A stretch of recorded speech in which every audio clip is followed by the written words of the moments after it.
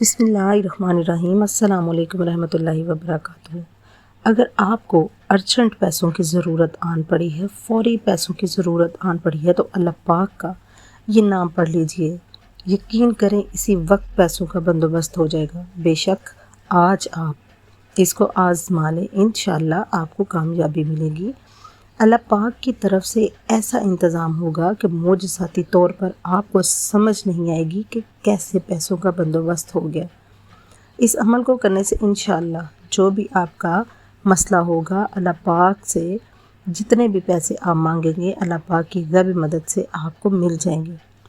तो आज का अमल बताने से पहले अल्लाह ताला से दुआ करती हूँ कि जो मेरे बहन भाई अगर वो परेशान हैं, दिल में कोई हाजत रखते हैं या दिल में कोई मकसद रखते हैं और वो पूरा करवाना चाहते हैं, तो मैं अल्लाह तबारक व ताला से ये दुआ करती हूँ कि आज का ये अमल करने की बदौलत से और हुज़ूर पाक सल्लल्लाहु अलैहि वसल्लम के वसीले से अल्लाह पाक इनकी हर जायज़ हाजत मुराद को पूरा करें और इनके हर मकसद को कामयाबी अता कर दें। आमीन। मेरी प्यारी बहनों और भाइयों, आज का ये अमल आप किसी भी वक्त कर सकते हो, चलते फिरते कर सकते हो, चाहे नमाज़ पर बैठे कर सकते हो, किसी भी नमाज़ पढ़ने के बाद आप ये अमल कर सकते हो। वक्त की जगह की कोई पाबंदी नहीं है। इस अमल को किस तरह से करना है मैं आपको जिस तरीके से बताऊंगी, आपने बिल्कुल इसी तरीके से इस अमल को करना है। पहले आपने इस अमल को एक मरतबा कर लेना है। ये अमल आपने अपने ऊपर जारी कर लेना है। अगर आपने मेरे तरीके से इस अमल को कर लिया तो जब भी आपको पैसों की ज़रूरत पड़ेगी तो आपने फ़ौरन सिर्फ़ अल्लाह पाक का एक नाम है जो अब मैं आपको बताऊंगी, आपने सिर्फ़ इसको पढ़ना है। आपको फ़ौरी मदद मिल जाएगी और आपको फ़ौरन पैसों का बंदोबस्त हो जाएगा। तो अमल आपने इस तरीके से करना है कि ये वजीफ़ा, ये अमल आप किसी भी वक्त कर सकते हैं, किसी भी नमाज पे कर सकते हैं, चलते फिरते कर सकते हैं, आप कहीं पर भी मौजूद हों आप इस अमल को कर सकते हैं। आप अपने घर में मौजूद हैं, मस्जिद में हैं, दुकान पर हैं, दफ्तर में हैं, स्कूल कॉलेज यूनिवर्सिटी पर हैं, कहीं पर भी हैं, आप इस अमल को कर सकते हैं। आपने ये अमल किसी भी नमाज के साथ कर लेना है। आपने इस अमल को बड़ी ही अकीदत एहतराम के साथ, सच्चे भरोसे के साथ करना है। दिल में वसवसे और सवालात रख कर नहीं करना।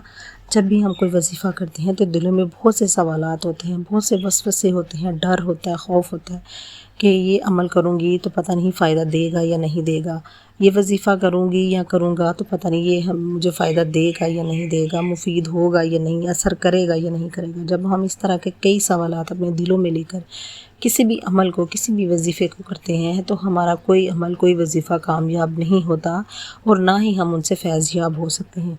इसलिए जब भी आप कोई अमल करने लगें, कोई वजीफ़ा करने लगें, तो अब अल्लाह पाक की ज़ात पर पूरा भरोसा, पूरा यकीन रखते हुए अमल को किया करें। अल्लाह पाक फ़ौरन से आपकी दुआओं को कबूल कर लेते हैं। आज का जी ये वजीफ़ा मुख्तसर सा छोटा सा वजीफ़ा है, कोई घंटों का नहीं, चंद मिनटों का वजीफ़ा है। आपने इस वजीफ़े को शुरू करने से पहले आपने 11 मरतबा दरूद इब्राहिमी को पढ़ना है। दरूद इब्राहिमी अगर आपको नहीं आता तो आप छोटा दरूद पाक पढ़ लें, अल्लाहुम्मा सल्ली अला मुहम्मदिन व अला आलि मुहम्मद।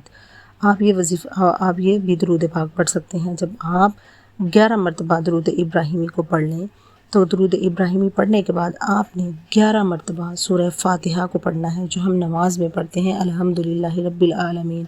आपने इसको 11 मरतबा पढ़ लेना है। जब आप सूरह फ़ातिहा को 11 मरतबा पढ़ लें तो इसके साथ ही आपने 11 मरतबा सूरह इखलास को पढ़ना है। सूरह इखलास जो हम नमाज में पढ़ते हैं, कुल हुवल्लाहु अहद, आपने 11 मरतबा पढ़ लेना है। जब आप सूरह इखलास को 11 मरतबा पढ़ लें तो इसके साथ आपने आखिरी और तीसरे नंबर पे जो वजीफ़ा, जो अल्लाह पाक के सिफ़ाती नाम है, इनको आपने पढ़ना है। या अल्लाहु या गनीम, आपने इन दोनों को इकट्ठा करके पढ़ना है।